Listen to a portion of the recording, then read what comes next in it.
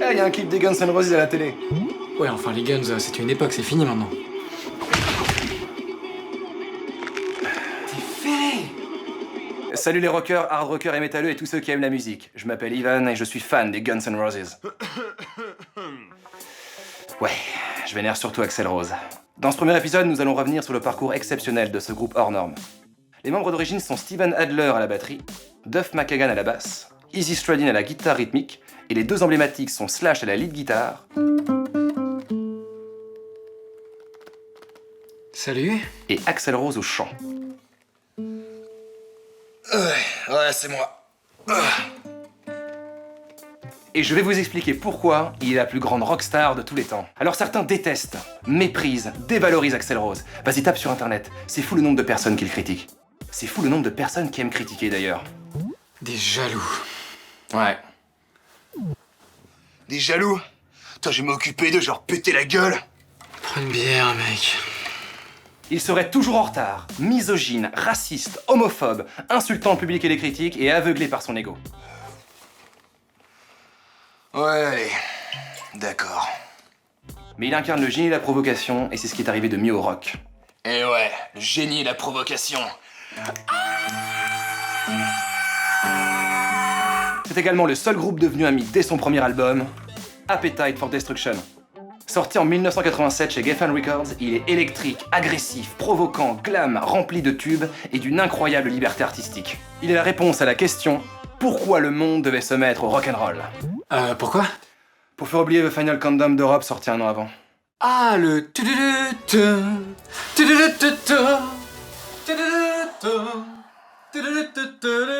On peut rajouter à ça de nombreux scandales comme des émeutes, des flics, de la poudre, des morts. C'est ça le rock, et de la passion, des émotions, hein, tu trouveras pas ça chez...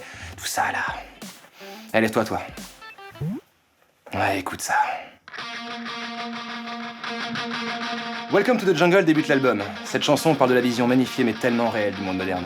Au début du clip, 3 membres jouent leur propre rôle. Axl Rose, qui arrive de l'Indiana, descend du bus avec une paille dans la bouche et une valise. Izzy Stradlin, qui dealait à l'époque, lui propose de la drogue, mais celui-ci refuse.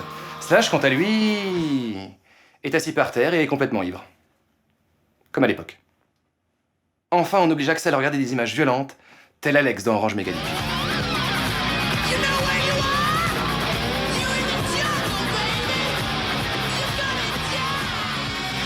Cette fameuse phrase vient de sa rencontre avec un vieil SDF afro-américain quand il avait 18 ans à Calcutta sur l'Hudson.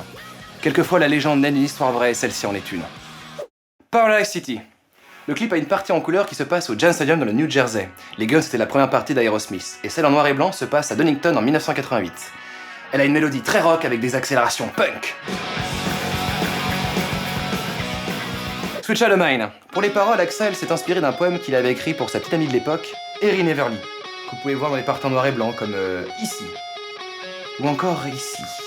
Ah ouais, il se met bien. Ce titre a entubé les réfractaires au genre et permis d'internationaliser le hard rock. On dit merci les Guns.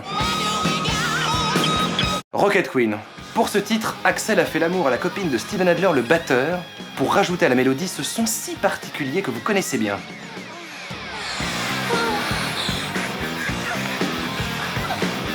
Ouais, ça c'était du bon souvenir, ça.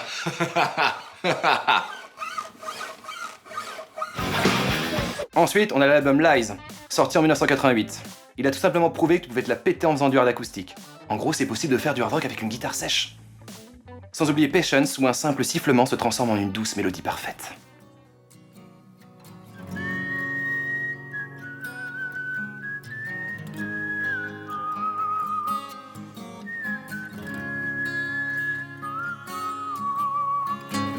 Et en 1991, on a le double album Use Your Illusion. Il est plus diversifié avec l'utilisation des claviers et des instruments avant comme des saxophones et des trompettes, comme sur Civil War notamment. Mais vous ne pouvez pas passer à côté du fantastique triptyque où Axl se dévoile au propre comme au figuré sur Don't Cry, November Rain et Estrange. En 27 minutes et 50 secondes. Ouais, ça fait beaucoup de minutes parce qu'il y a 2 versions de Don't Cry. 2 albums, 2 couvertures différentes. 2 fois la même chanson mais avec des paroles différentes. Je suis quelqu'un de différent, moi. Mais comment tu te la pètes? Ouais. Je suis Axl Rose. Dans les paroles de Get in the Ring, le groupe invite tous ses détracteurs à venir les affronter. Ouais, Get in the Ring! Fuck you, bitch! Fuck you!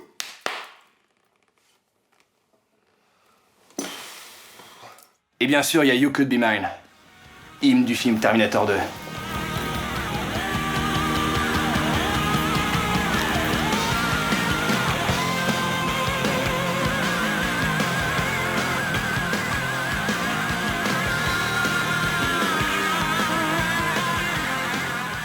Et l'album se termine sur My World, chanson très décriée par les fans des Guns car beaucoup trop éloignée de l'image du groupe. Mais quoi? Non, non. Y'a pas My World, ça existe pas ça. Hein? Y'a rien.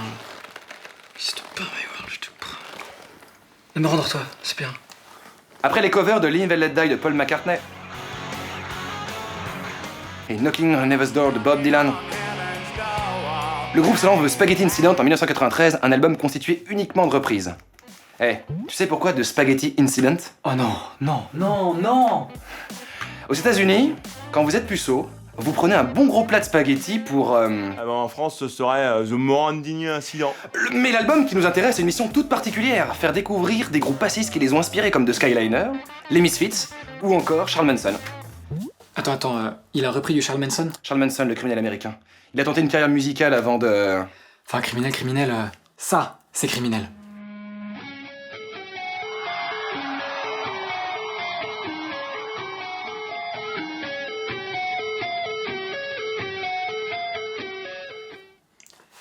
Ouais, enfin, tout ça, par contre, c'est que des vieilles chansons, quoi.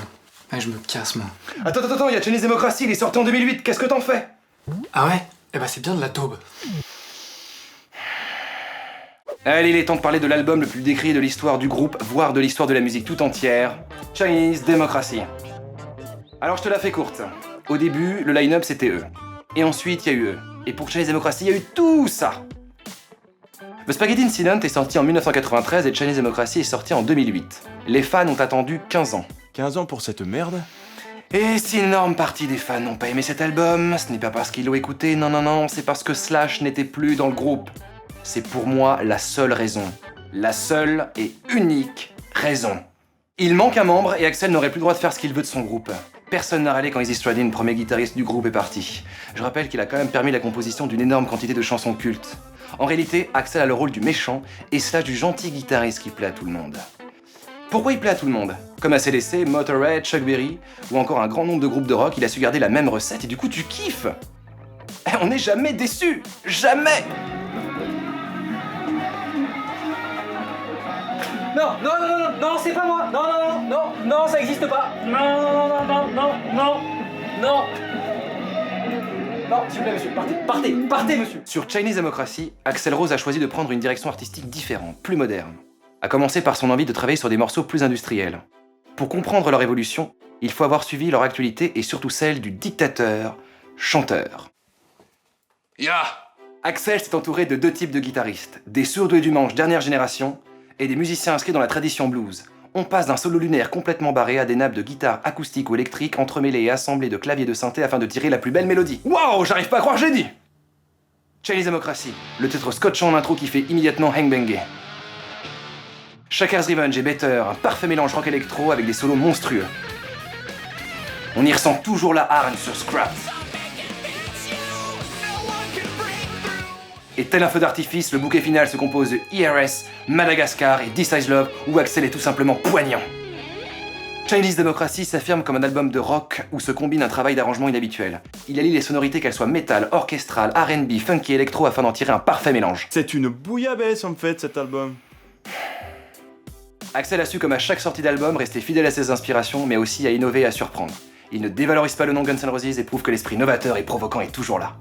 L'année prochaine, ce groupe mythique du hard rock américain va sans doute revenir au Stade de France et je te conseille de te pointer et de découvrir, si ce n'est pas déjà fait, l'âme du rock'n'roll. Parce que ça y est, Slash et Duff ont enfin rejoint Axl et ils reforment la Trinité, le Père, le Fils et le Saint-Esprit.